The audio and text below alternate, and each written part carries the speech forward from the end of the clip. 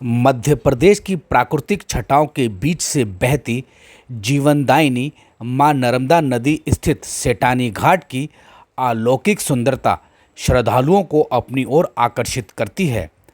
पर्यटक हो या भगवान शंकर के भक्त अपने को मां नर्मदा के सेठानी घाट जाने से नहीं रोक पाते। मध्य प्रदेश के छोटे से शहर होशंगाबाद, जिसे अब नर्मदापुरम के नाम से जाना जाता है, नर्मदा नदी स्थित सेठानी घाट पहुंचने के लिए बाकायदा प्रवेश द्वार निर्मित किया गया है।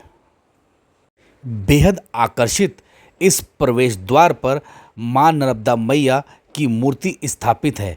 यहां से निकलकर गलियों से होते हुए पर्यटक और श्रद्धालु सेठानी घाट पहुंचते हैं।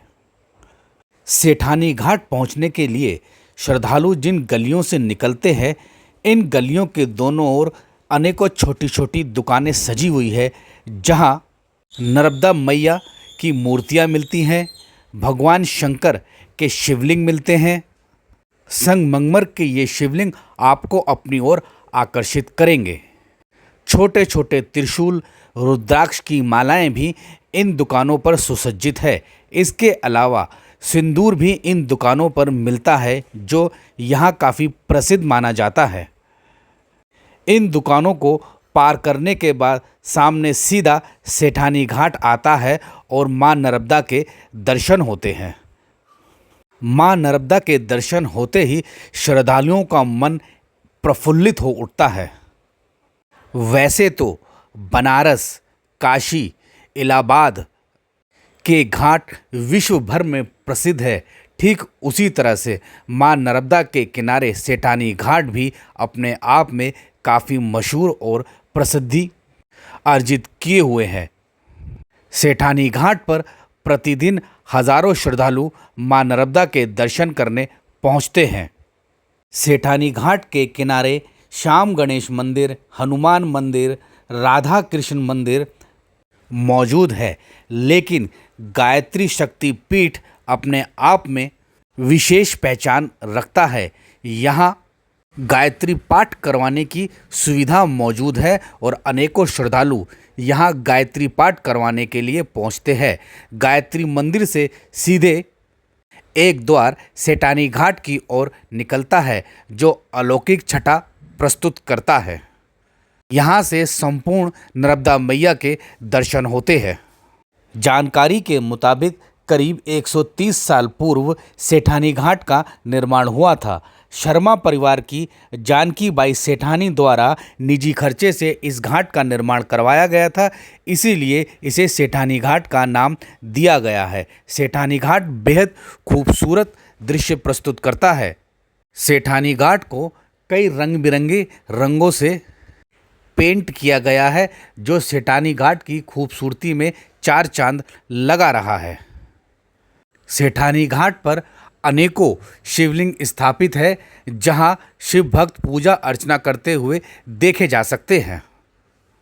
करीब 100 से अधिक सीढ़ियां उतरने के पश्चात नर्मदा मैया के चरण स्पर्श करने का सुअवसर प्राप्त होता है।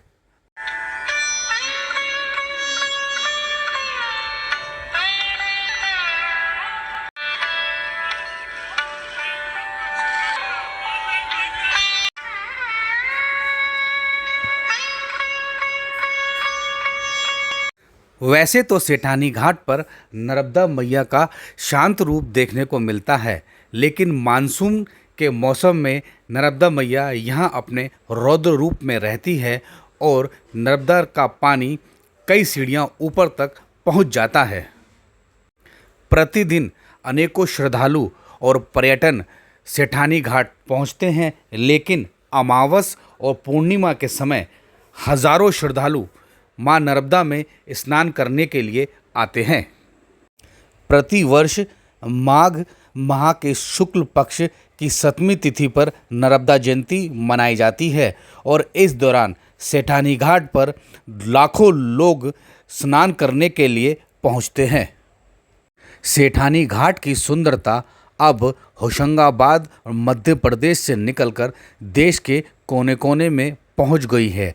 देश के कोने कोने ही नहीं बल्कि विदेशों में भी अब सेठानी घाट की सुंदरता के चर्चे होने लगे हैं। इसलिए सेठानी घाट पर देश के कोने कोने से भक्त और श्रद्धालु पहुंचने लगे हैं। दिन प्रतिदिन सेठानी घाट की महत्वता बढ़ रही है। इसलिए अब यह कहना गलत नहीं होगा कि सेठानी घाट तेजी से एक पर्यटन स्थल के रूप में भी विकसित हो रहा है। मध्य प्रदेश में नर्मदा नदी के किनारे ओमकारेश्वर और महेश्वर जैसे प्रसिद्ध घाट भी मौजूद है। सेठानी घाट भी अब ओंकारेश्वर और महेश्वर घाटों की तरह प्रसिद्धि प्राप्त कर चुका है।